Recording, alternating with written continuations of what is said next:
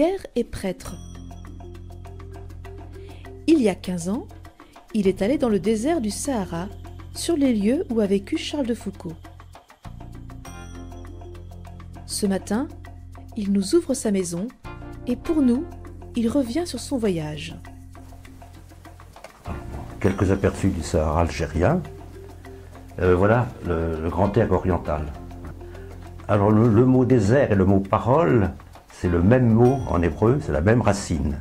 Et c'est intéressant de conjuguer le désert et la parole. Alors, si le désert nous livrait un message. Alors voilà le genre de route qui va à la ville, à l'oasis. Alors ici, c'est un autre style de puits. Là, on aperçoit la route. Je passais par là toutes les semaines pour que j'allais célébrer la messe à 40 km dans les dunes. Alors là, c'est toute une histoire. La route est immense, infinie. Il y a le ciel, c'est tout. Et alors, avec un jeune coopérant, on a pique-niqué en plein milieu de la route. Il n'y a pas de danger. Mais on s'est retourné et il y avait un chameau inattendu. On ne sait pas d'où il est venu. On ne le voyait pas. Et alors ça, c'est le type de maison. Alors ce mur, c'est pour protéger du sable. Et là, c'est les chambres. Et là, c'est la salle à manger. Alors là, c'était le presbytère, la fraternité où j'habitais, tout seul. Et il y avait 2 Arabes, un stit et un qui a une licence d'anglais, qui habitaient à côté, là. Et ils m'ont invité chez eux, pour que je voie un petit peu d'où ils sortent. C'est un honneur pour eux, une famille très pauvre, en plein milieu du désert. Alors là, c'est Beni Abbès, l'ermitage de Charles de Foucault. Et c'était là qu'était la garnison militaire. J'ai passé 2-3 nuits là. C'est l'Algérie, c'est le Sahara. Charles de Foucault, dans un premier temps, était à Beni Abbès, proche de la frontière du Maroc, où il y avait une garnison française. Et ensuite, il est descendu à Tamanrasset, vers les plus pauvres. C'est une rue de Tam, il y a la diversité, il y a le chameau dans la rue, il y a le vélo, les chèvres qui traversent la rue, la boîte postale. Donc il y a à la fois le moderne et l'ancien. Alors la frégate, c'est ce que Charles de Foucault a construit. Alors à l'entrée de la frégate, ermitage du frère Charles de Jésus, père de Foucault, 1905-1916. Et alors là, c'est le Borge, parce qu'il y avait... en 1914-16, et c'était la guerre, Charles de Foucault a voulu protéger les gens, les Touaregs. Donc ils ont construit un fortin. Et toute la population est venue se grouper là, et lui aussi. Il n'y avait pas d'armes, mais ils avaient mis des réserves. Et Charles de Foucault est mort, a été assassiné entre la porte et ce mur. Alors c'est un jeune qui le gardait et qui a pris peur. Donc il a tiré sans vouloir le tuer, mais c'était la panique en quelque sorte. On quitte Tamanrasset et on fait 80-70 km à travers le chemin.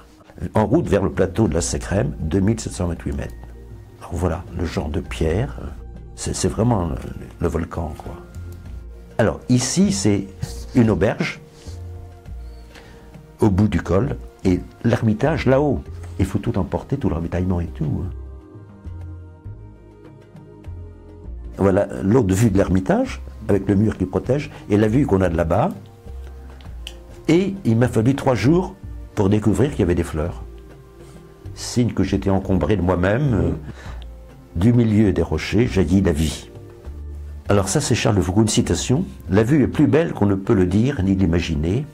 Rien ne peut décrire de la forêt de pics et d'aiguilles rocheuses qu'on a à ses pieds.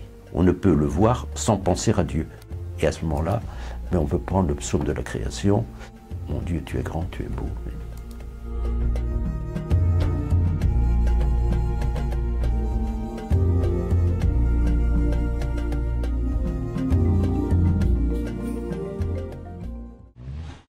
Pierre, pourquoi Charles de Foucault est-il important pour toi? Donc j'étais prof après être ordonné et j'ai senti une certaine solitude. Donc j'ai senti le besoin de retrouver une petite équipe avec laquelle on sympathise et puis on peut parler de certaines choses, quoi, plus personnelles. Ce n'est pas Charles de Foucault du tout qui m'a attiré.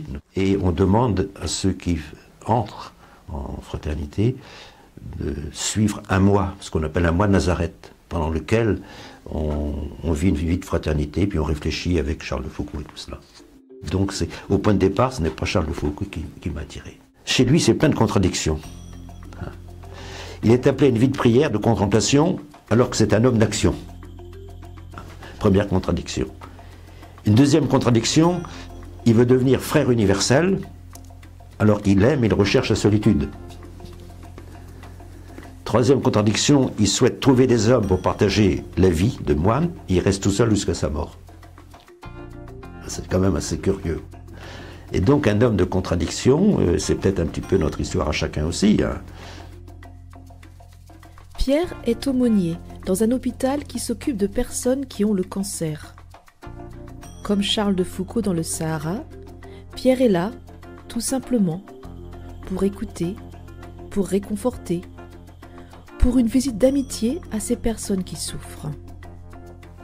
Alors c'est tout l'aspect des petits frères et des petites sœurs. Alors on leur dit, mais qu'est-ce que vous faites? Quelle est votre mission?